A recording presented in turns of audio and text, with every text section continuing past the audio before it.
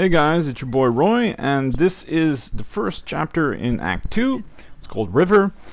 We're going to be skipping a large part of this chapter, as there's one fight sequence which is pretty insane. You'll be facing off against a lot of turreted enemies. Normally the game will require you to use your assault rifle to pick these ones off, but there's simply not enough shotgun ammo to go around, so I decide to go around. Get it? Alright, this is just a little waiting game. This chapter starts off with a really nice fight against a lot of those shield type enemies. Covered with a couple of Gorgies behind turrets and a couple of Gorgies behind it. It's a really sort of a defensive wall you have to get through, which is it's a nice fun engagement. It's nothing special, it's not incredibly difficult, especially with grenades. And there's a couple of nice flanking routes you can take, so it's nothing special, but it's fun.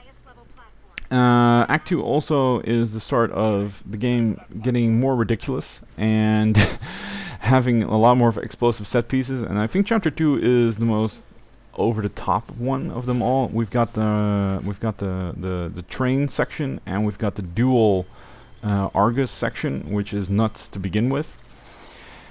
And I think there's also another segment after that that's even more ridiculous, but I don't really remember that one. You know what? This entire game is ridiculous. It's hilariously fun.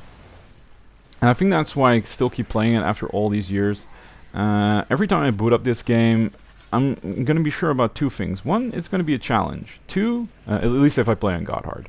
Two, it's going to be incredibly fun and over-the-top action, and there's nothing that can take that away from me. It's going to be energetic, it's going to be explosive. I'm going to love every second of it. Because lately I'm in a sort of a gamer slump. I've been playing a lot of old games. Well, with old, I don't mean really old. I'm playing a little bit of XCOM UFO Defense Force. I only just started, but it's fun. I'm playing a bit of Elder Scrolls 2. And also Ninja Gaiden the original on the Xbox. Not Ninja Gaiden Black, but the one before that. And it's pretty interesting to play older games because they're a lot less bogged down with weird design choices to casualize the experience. And they're usually a lot more easy to learn, hard to master concepts. And also a lot more fun to play, usually. Because a lot of... I've got a sort of mini savings account to save for PS4. But I find myself more and more not pumping any money into that little savings account because there's not really anything I want to play.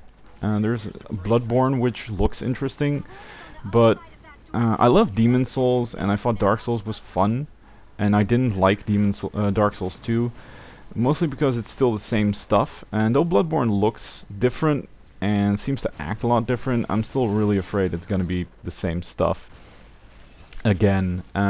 Evil Within looks interesting because I'm a fan of Shinji Mikami, but I'm sort of afraid it's going to be another RE4. You know, we want to make the spiritual successor to RE4, and Shadows of the Damned failed damn hard at that already. So I'm not sure. Like maybe I'm getting too old for this, and even though I'm only 25 years old. This is a skipping segment. If you stand to the side of this piece of cover, you're good. And you can use EMPs to get here.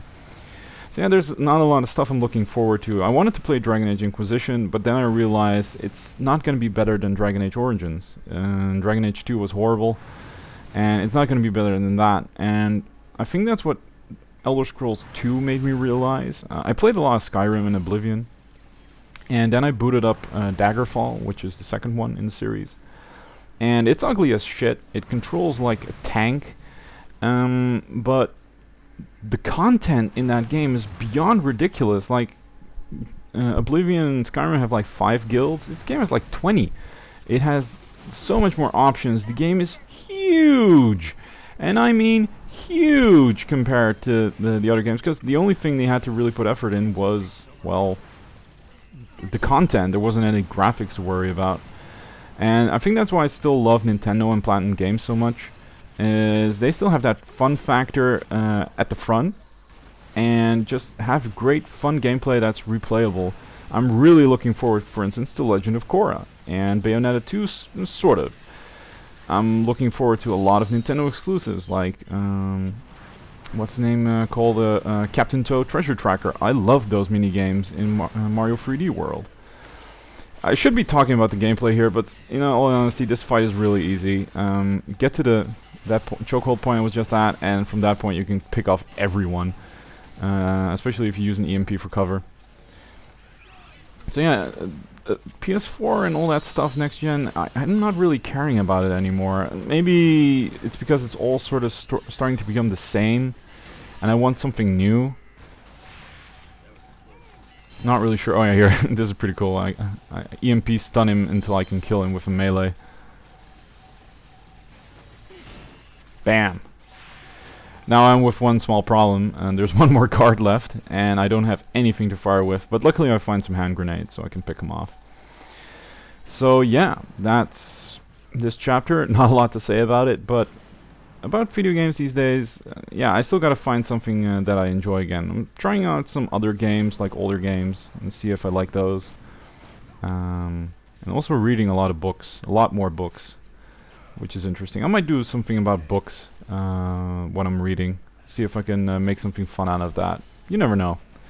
But that's been Vanquish. Easy chapter, but it's only here to save us from the pain that is in the next chapter, because oh god, it is a nightmare. See you guys.